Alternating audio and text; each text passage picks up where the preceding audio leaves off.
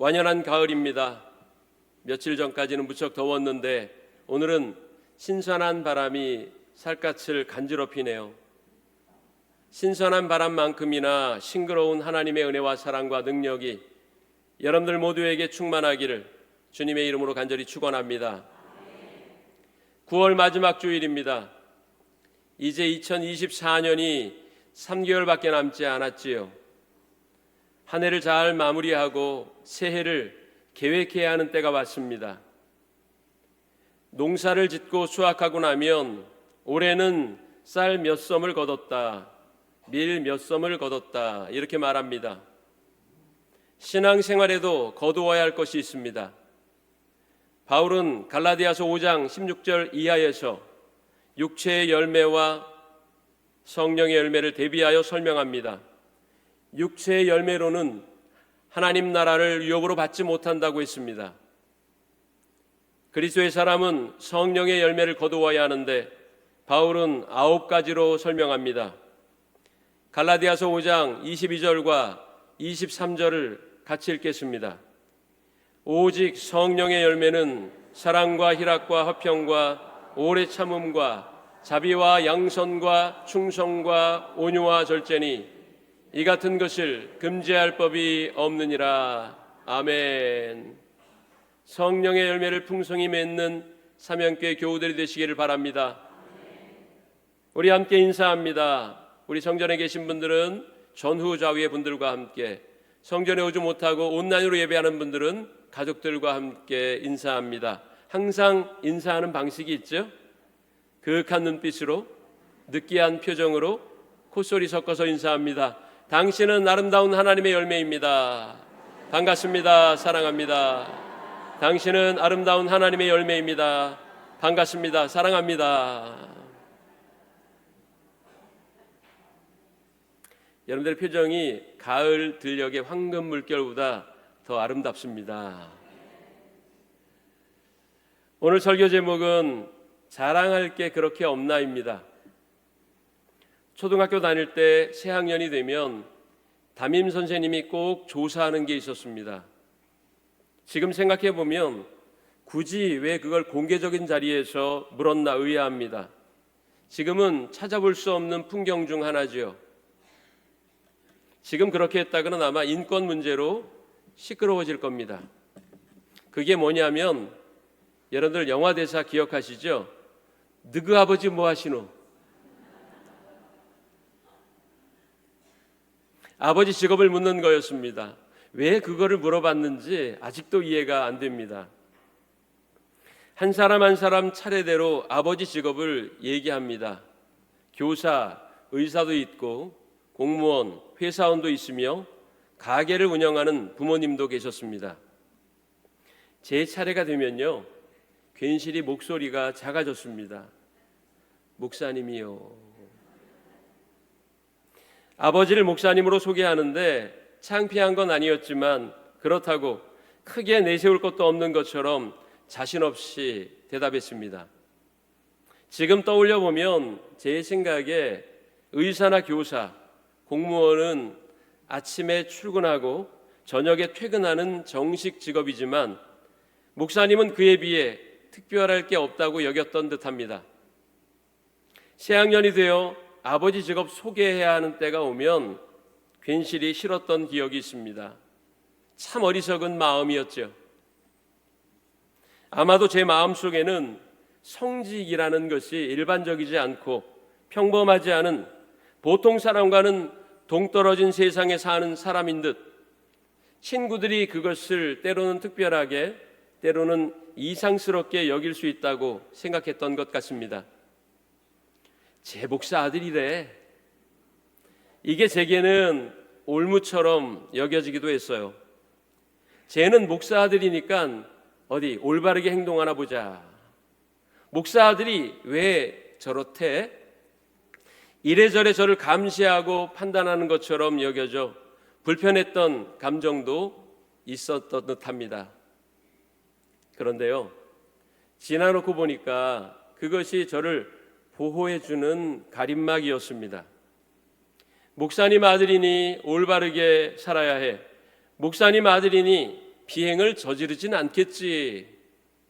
이런 시선이 그때는 불편했지만 그게 저를 지탱해주고 올바르게 살도록 견인해준 긍정적인 역할을 했다고 지금은 생각됩니다. 이제는 제가 목사인 게, 하나님께 주신 사명을 감당하는 게, 영혼을 위로하며 복음으로 변화시킬 수 있는 임무를 주셨다는 것이 자랑스럽습니다. 사랑하는 삼양교회 성도 여러분, 여러분은 하나님의 자녀인 것이 자랑스럽습니까? 예수님의 제자인 것이 자랑스러워요? 성령께서 여러분과 함께 하신다는 것이 모두에게 이해하고 싶은 주제입니까?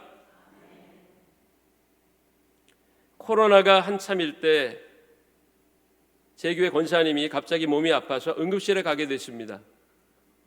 응급실에 도착하면 접수를 하지요. 어디 아파서 왔느냐, 이름과 나이를 대답하고 지금 먹고 있는 약이 있느냐, 지병이 있는지 등등을 물어봅니다. 그런데 그 권사님에게 한 가지를 더 물어보더래요. 교회에 다니는지를 묻더랍니다. 아니, 몸이 아파서 응급실에 왔는데 교회에 다니는 것과 무슨 연관이 있다고 물어보는지. 그때 신천지 집단이 정부의 지시를 어기고 대규모 집회를 강행하여 코로나 확진자가 많이 생겨나고 있던 때였습니다. 그리고 일부 교회에서도 현장 예배를 강행해서 코로나 확진자가 일부 생겨나기도 한 때였어요. 사실 생각해보면 교회에서 생긴 게 아니고 국민 중에, 시민 중에서 생긴 거잖아요. 그런데 그때는 정부에서 누군가에게 책임을 돌려야 정부 책임론의 무게를 줄일 수 있기에 타겟으로 삼은 게 교회였고 기독교인이었습니다. 신천지가 빌미를 제공했고요. 코로나 사태를 겪으며 교회는 사회 질타의 대상이 되었습니다. 지금 생각해보면 얼마나 억울한 일인지 몰라요. 여하튼 싸늘해진 여론 때문인지 교인들이 어디 가서 교회 다닌다고, 그리스도인이라고 밝히지를 못하는 거예요. 그리스도인들이 고개를 푹 숙이고 다닙니다. 이 여자가 내 여자다, 왜 말을 못해? 이러한 드라마 대사처럼 그리스도가 나의 주님이십니다. 그리스도가 나를 구원하신 구세주이십니다. 이렇게 자신 있게 말을 못하는 거예요. 숨기에 급급한 그리스도인, 고개 숙인 종교가 되어버렸어요. 능력을 드러내기는커녕 세상을 두려워하고 사람을 무서워하며 권력과 인기에 영합하여 사는 졸장부가 되어버렸습니다. 이젠 달라져야 합니다. 성도는 무엇을 가장 중요하게 생각해야 할까요? 무엇을 자랑해야 합니까? 오늘 바울의 고백을 통해 교훈 얻기를 원합니다. 바울은 본문에서 이렇게 말합니다. 갈라디아서 6장 14절입니다. 내게는 우리 주 예수 그리스도의 십자가 외에 결코 자랑할 것이 없다. 할렐루야. 성도들은 때때로 오랜 인내의 기간을 거쳐야 할 때가 있습니다. 속히 결실하지 못하고 뜻하고 바라던 일들과는 전혀 다른 방향으로 흘러가는 답답한 상황을 만날 때도 있지요. 그러나 바울은 인내하며 믿음으로 기다리면 반드시 결실할 때가 온다고 말합니다. 갈라디아서 6장 9절입니다. 같이 읽습니다. 우리가 선을 행하되 낙심하지 말지니 포기하지 아니하면 때가 이름에 거두리라. 아멘. 성도들은 서로에게 믿음과 선행을 격려하며 결실하기까지 예배와 신앙적 교제, 권면에 힘쓰며 살아야 하겠습니다. 본문 11절에서 바울은 큰 글자로 썼다고 했습니다. 큰 글자로 써야만 했던 이유가 무엇일까요? 중요한 내용이라서 강조하려고 그랬을 수도 있습니다. 또한 대필자가 아닌 자기가 직접 쓴 그림을 주제하기 위해 큰 글자로 쓴 것이라고 나타냈을 수도 있습니다. 그러나 가장 설득력 있는 해석은 바울이 오랜 세월 복음을 전하다가 당한 고난과 핍박 때문에 몸이 병약해졌고 그 결과 얻게 된 안질로 인해 침침한 눈으로는 큰 글씨로 쓸 수밖에 없었다고 하는 해석이 보다 설득력이 있습니다. 갈라디아 교회 성도들을 향한 바울의 진실한 마음과 애타는 심정을 우리는 큰 글자라는 말에서 엿볼 수 있습니다. 본문 12절 13절에서 바울은 갈라디아 교회에 은밀히 침투하여 할례와 율법과 같은 행위를 강조하여 혼란하게 했던 거짓 교사, 거짓 선지자들의 숨은 의도에 대해 세 가지로 말하고 있습니다. 그들이 왜 육체로 자랑하려고 했을까? 첫 번째는 그리스도의 십자가로 말미암아 박해를 면하려고 그랬습니다. 십자가를 부인해야만 유대교로부터 쏟아지는 비난과 박해를 피할 수 있었기 때문입니다. 복음은 들었지만 그들은 아직 유대교의 행위주의적인 신앙 양태에 매몰되어 있었어요. 그래야만 공회로부터 보호받고 따돌림과 박해를 면할 수 있었기 때문입니다. 두 번째, 그들이 육체를 자랑했던 이유는 정치적 이유입니다. 로마 제국에 의해 정치범으로 몰려 십자가형을 받은 예수님을 따르는 것은 결과적으로 자기도 정치범으로 몰려 처벌받거나 고난받을 수 있다는 걸 의미합니다. 그래서 한편으로는 교회의 일원이 되었으면서도 다른 한편으로는 자기가 처한 상황에 따라서 유대교인인 것처럼 행동하는 게 로마로부터 오는 핍박을 면할 수 있는 방법이라고 여겼던 것 같습니다.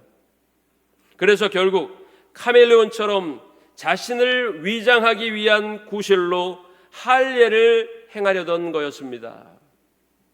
그들은 아직 복음으로 변화되지 못한 자들이며 겉모습만 그리스도인이었던 거지요. 우리가 예수 그리스도를 따른다는 것은 예수님이 얻으셨던 영광만이 아니라 예수님이 당하셨던 고난도 달게 함께 하겠습니다라는 고백인 것입니다. 예수님은 마태복음 16장 24절에서 이렇게 말씀하셨습니다. 누구든지 나를 따라오려거든 자기를 부인하고 자기 십자가를 지고 나를 따를 것이니라. 거짓 교사들은 율법을 지키고 할례를 행하는 등의 행위적 신앙을 통해 자기 의를 드러내고 나타내려고 했습니다. 동시에 교묘한 위장술로 박해를 피하려고 한 것입니다. 예수 그리스도의 사람들은 어떤 상황에서도 주님을 버리지 말아야 합니다. 평안할 때도, 반대로 고난받을 때도, 부유할 때도, 가난할 때도, 기분이 내킬 때도, 그렇지 않을 때도, 내게 이득이 있거나 손해를 보거나 간에 이해할 수 있는 경우에나 이해하지 못할 상황에도 예수님을 따라야만 진짜 그리스도인입니다. 그런 사람이 진짜 하나님의 사람입니다. 우리 삼양교회 성도들이 이런 분들이 되시기를 축복합니다. 갈라디아 교회의 거짓 교사들은 영광과 명예를 얻기만을 원했지 예수 그리스도와 함께 고난에 처하는 것은 원하지 않았습니다. 결국 그리스도인이라는 이름만 가졌지 그리스도인다운 품성과 믿음은 결여되어 있었던 겁니다. 그들이 육체를 자랑하려고 했던 세 번째 이유는 공명심입니다. 남에게 인정받고 싶은 욕구지요. 갈라디아서 6장 13절 말씀 보니까 너희에게 할례를 받게 하려 하는 것은 그들이 너희의 육체로 자랑하려 함이라 이렇게 말했습니다. 갈라디아 교회 성도들 중에서 특별히 이방인 신자에게 접근하여 구원을 얻으려면 복음뿐만이 아니라 할례를 받고 율법도 지켜야 한다고 강조했습니다. 그리고 그들은 자기가 할례 받게 한 사람을 통해 공로와 업적을 나타내고 싶어 했습니다. 즉 자기 가르침과 지시를 따르는 사람이 이렇게나 많다는 것을 사람들에게 자랑하여 얼마나 고매하고 위대한 신앙인인지 종교인인지를 인정받고 싶은 공명심이 그들에게 있었다는 겁니다. 그들은 하나님의 영광보다는 사람의 영광을 추구하는 자들이었어요. 바울은 이러한 그들의 음흉한 의도를 분명하게 파악하고 있었습니다. 갈라디아 교회의 문제는 그래서 교리 논쟁이거나 신학 토론과 같은 건전한 논의 때문에 생긴 게 아니었습니다. 거짓 교사들의 이기적인 의도와 표리부동한 태도 때문에 생긴 겁니다. 그들의 이런 속셈을 알지 못한 채 호도되어 건강하고 온전한 신앙생활에서 멀어지고 생명에서 떨어진 자들이 생긴 것이고, 바울은 이런 상황을 간과할 수 없었기에 이 갈라디아서 서신을 통하여 그들을 경계하고 교훈하려고 했던 겁니다. 갈라디아 교회 거짓 교사들은 육체를 자랑하려 했고 외적인 경건을 내세우고자 했지만, 바울은 오직 그리스도의 십자가만을 나타냈습니다. 그것만을 자랑했습니다. 박해를 피하려고 십자가는 외면하면서도 할례는 그토록 강조하고 있는 그들의 태도와는 완전히 달랐습니다. 세상이 보기에 십자가는 수치와 연약함과 실패의 상징이었지만, 사도 바울에게 있어서는 예수의 십자가가 큰 자랑거리였습니다. 바울도 변화되기 이전에는 율법적인 의와 우월함을 자랑했던 적이 있습니다. 종교 권력과 지위로 그리스도인들을 핍박하고 미워했어요. 그에게 율법을 통해 이룰 수 있는 종교적인 의로움은 그가 도착할 수 있는 인생의 목적지라고 여겼습니다. 그러나 부활하신 예수 그리스도를 만난 이후에 그는 완전히 달라졌습니다. 삶의 출발점과 과정과 목적 자체가 달라졌습니다. 율법의 의가 아닌 복음을 믿는 의로움을 추구하게 되었고, 유대인이기 때문에 얻는 구원이 아니라 예수 그리스도의 십자가를 믿는 믿음으로 얻는 구원을 전하는 자가 되었습니다. 바울은 14절에서 내게는 우리 주 예수 그리스도의 십자가 외에 결코 자랑할 것이 없다고 말했습니다. 바울이 자랑할 만한 것이 없어서 자랑하지 않는다고 말한 게 아닙니다. 바울만큼 자랑할 게 많은 사람도 드물지요. 그러나 바울은 이전에 자기가 자랑거리로 삼았던 것들을 모두 포기했습니다. 세상은 자기 능력을 자랑하고 지식을 자랑하고 인맥을 자랑하고 외모를 자랑하고 배경을 자랑하고 부를 자랑하지만, 성도들은 예수 그리스도의 십자가만을 자랑하는 사람들입니다. 심지어 더 나아가서 남들은 그토록 피하고 싶어하고 외면하고 싶어하는 십자가를 등에 지고 예수님과 함께 골고다 언덕을 오르기를 마다하지 않는 사람들, 바로 그 사람들이 예수의 사람, 우리 삼양의 교우들인 줄로 믿습니다. 바울은 이제 예수 그리스도의 십자가 때문에 세상에서 자랑하며 살던 것들이 전혀 의미가 없어지게 되었음을 갈라디아서 6장 14절에서 이렇게 말합니다.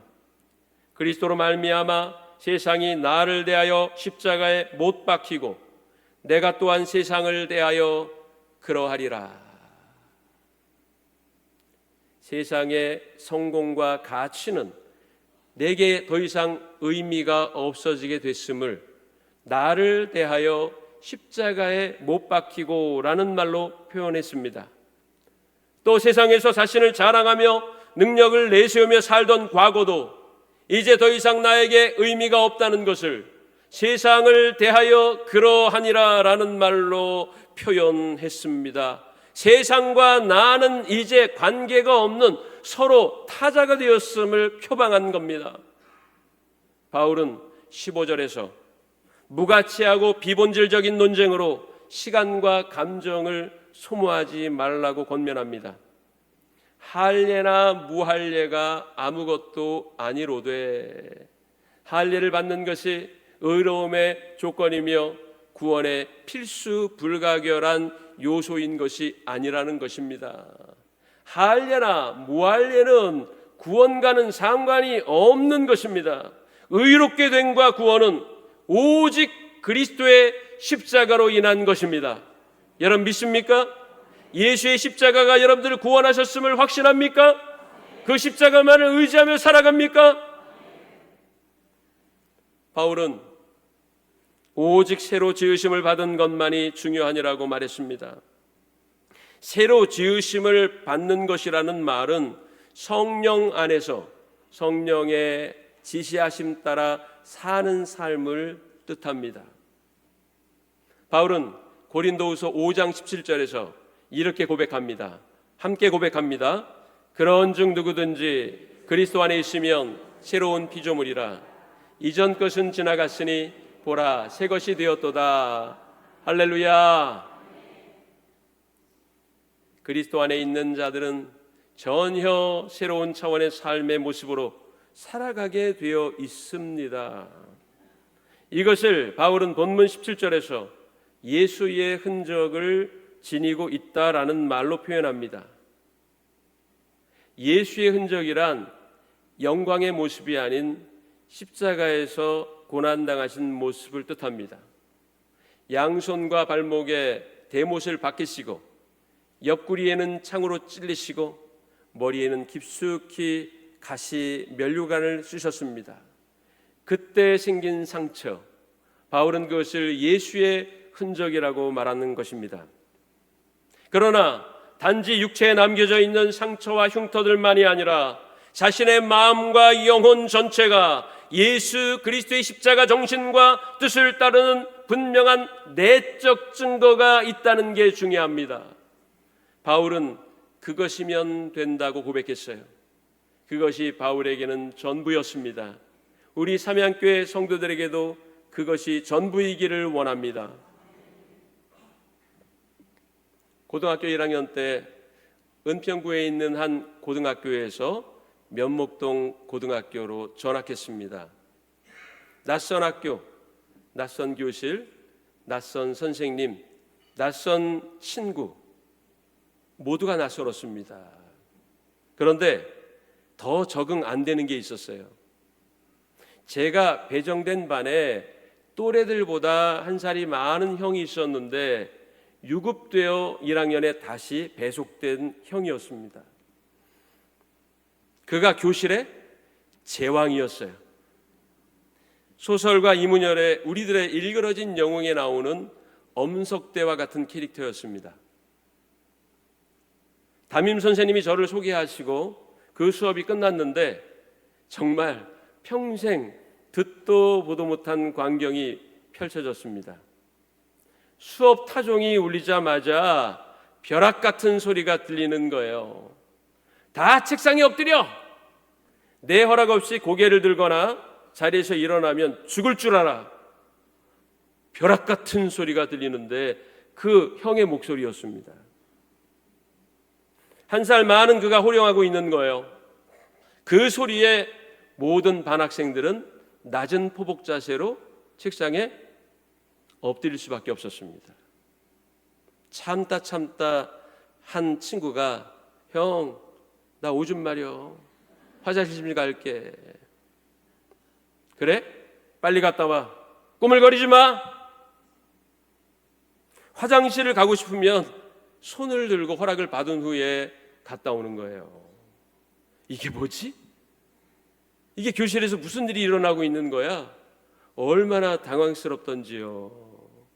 저는 가슴이 두근두근했습니다.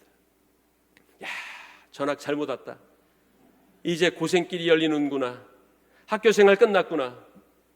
지금이라도 다른 학교로 전학을 해야 하나 마음에 걱정이 생겼습니다. 내일 등교할 걱정이 벌써 생기는 거예요. 학교 오고 싶지 않다. 그런데 더 충격적인 장면이 그 후에 펼쳐졌습니다. 그 형이 마포걸레 자루를 손에 쥐더니 엎드려 있는 학생들 위로 휘휘휘두르면서 다니는 거예요. 고개를 들면 그 몽둥이에 맞을 수밖에 없습니다. 고개도 들지 못하고 그 쉬는 시간 10분을 꼼짝없이 모든 학생들이 책상에 엎드려 있는 거예요. 10분이 1시간처럼 느껴졌습니다. 그런데 그 일이 쉬는 시간마다 반복되는 거예요. 자기 말을 안 듣는 학생이 있으면 주먹으로 치고 발로 차고 심지어는 머리를 이로 물어뜯기까지 했습니다. 교실 안은 공포 그 자체였어요. 얼마간의 시간이 흘렀을까요? 보통 이게 짝을 바꾸잖아요. 짝을 바꾸는 날이 됐습니다. 그런데 저는요, 까무러치는 줄 알았어요. 다 예측하시는군요. 이게 무슨 장난의 운명이란 말인가. 하필이면 제 짝이 된 겁니다. 이젠 죽었구나. 내 짧은 인생은 여기서 종을 치는구나. 절망 그 자체였습니다. 희망이 도저히 보이질 않았어요. 그런데 아주 이상한 일이 일어나기 시작했어요. 4교시가 끝나고 점심시간이 됐습니다. 도시락을 열어 밥을 먹으려고 하는데 그 형이 함께 밥을 먹자는 거예요. 근데 그 전까지는 점심시간이 되면 그 형은 밥만 싸우지 반찬은 안 싸와요. 밥을 들고 돌아다니면서 모든 학생들의 반찬이 자기 거야. 먹고 싶은 반찬 허락도 없이 다 집어먹어도 거기에 뭐라는 사람이 한 명도 없었습니다. 그런데 그날은 가만히 앉아서 저와 함께 밥을 먹자는 거예요. 야, 큰일 났다. 이제 내가 드디어 타겟이 됐구나. 이제 지옥의 불구덩이로 들어가는 건가? 속이 바짝바짝 타들어가요. 밥을 먹는지 모래를 씹는지 모르는데 형이 저에게 말을 붙이는 거예요. 아버지가 목사님이시라고 모기만한 목소리로 대답합니다. 맞아요. 야, 너는 아버지가 목사님이시니까 참 좋겠다. 아버지가 목사님이시니까 참 좋겠다는 거예요. 엥? 이게 무슨 말이지? 근데 여러분, 목소리조차 부드러웠습니다. 아주 누에에서 나오는 실크 같았어요. 조금 전까지 앙칼지게 소리 지르던 태도와는 전혀 다른 거예요. 그러면서 자기 얘기를 쭉 하는데 그 얘기를 들으면서 마음이 숙연해졌습니다. 지금까지 무섭게만 보았던 그 형이 안쓰럽게 생각됐어요. 자세하게 말씀드릴 수는 없지만 가정사로 인하여 마음에 상처가 있었던 거예요. 점심시간이 거의 끝나갈 때까지 얘기했습니다. 대화가 끝나갈 무렵에 저에게 이런 부탁을 하는 거예요. 광혁아, 나도 너희 아버지 교회 한번 가볼 수 있을까? 자기도 예전에는 교회를 열심히 다녔고 학생회 임원까지 했었대요. 심지어 그것도 회장까지 했었답니다. 그런데 지금은 교회를 나가지 않고 있다고 했어요. 예전에는 참 좋았던 기억이라고 말하면서 너 교회에 나도 함께 가고 싶다. 뭐 제가 마다할 이유가 없지요. 형, 언제든 와도 좋아. 이번 주일에 올래? 근데 그 주일에 교회에 왔습니다. 그렇게 한동안 교회를 나왔어요. 그러다가 전학을 간 건지 아니면 무슨 신변에 변화가 생긴 건지는 모르지만 더 이상 볼 수 없는 때가 오고 말았습니다. 지금도 그때를 떠올리면 내가 조금 더 잘해줄 걸, 조금 더 친밀하게 대해줄 걸 하는 후회가 생깁니다. 사람은 누구나 마음에 상처가 있어요. 다른 사람은 모르는 나만의 아픔이 있습니다. 여러분들에게 말씀드릴 수는 없지만 참 힘들고 어려운 가정사 때문에 마음속 깊은 상처가 있었던 거예요. 여러분, 그렇기에 다른 사람을 겉모습만 보고 판단하지 마십시오. 내면을 들여다보십시오. 그것이 바로 예수님의 마음입니다. 예수님의 마음으로 영혼을 바라볼 수 있어야 그를 위로할 수 있고 구원에 이르게 할 수 있습니다. 지금 생각해 보면 그 형은 제게 정말 잘해줬습니다. 요즘 전학 가는 것이 큰 스트레스거든요. 새로운 친구를 사귄다는 것, 반에 적응해야 한다는 것, 이게 참 큰 스트레스인데 그 형이 저를 많이 도와줬습니다. 말도 따뜻하게 해줬고 누군가 안 좋은 말을 하면 저를 이렇게 커버 쳐준다 그러죠. 저를 실드 쳐주기도 했습니다. 덕분에 저는 전학 갔던 고등학교 1학년 낯설고 삭막했던 정글과 같은 교실에서 편안하게 적응하며 생활할 수 있었어요. 그리고 그 형과 가까워진 다음에 제가 용기를 내서 그 형에게 부탁했습니다. 형, 이제 쉬는 시간에 하던 거 안 하면 어때? 우리 학생들 친구들이 많이 무서워해. 그거 좀 안 하면 안 될까? 여러분, 제 부탁을 들어주더군요. 그때부터 교실에 평온이 찾아왔습니다. 그때부터 교실은 안정이 됐습니다. 아버지가 목사님이셨기에, 제가 목사의 아들이었기에 고등학교 1학년 사바나 정글 같은 교실에서 안전하게 살아남을 수 있었습니다. 그 형에게 저는 아주 작은 위로만 줄 뿐이었어요.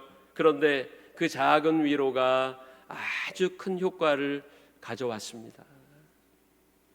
폭력으로 얼룩질 뻔했던 교실에 안정이 찾아왔고 상처가 가득했던 그 형의 마음이 평안을 얻었습니다. 제가 어려서부터 나는 목사님이 될 겁니다. 목사님이 될 겁니다. 입버릇처럼 말했는데요. 그 사건이 제 결심을 굳게 만든 계기가 됐습니다. 목사의 아들인 게 부담스러웠고 늘 올바름과 깨끗함을 강요받는 듯했던 불편함이 오히려 제게 자양분이 됐다는 것을 알았습니다. 그래서 저는 제 아버지가 목사님이신 게 자랑스럽습니다. 이제 누군가 저에게 너희 아버지 뭐 하시노? 우리 아버지 목사님이십니다. 저희 아버지 훌륭한 목회를 하셨습니다. 이렇게 대답할 겁니다. 바울에게 오늘 제목으로 자랑할 게 그렇게 없나? 라고 묻는다면 바울은 우리에게 반문할 겁니다. 그럼 너는 자랑할 게 그렇게 없나?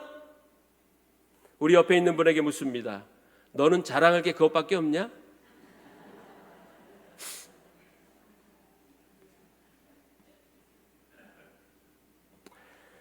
여러분, 누군가 여러분에게 너희 아버지 뭐 하시노?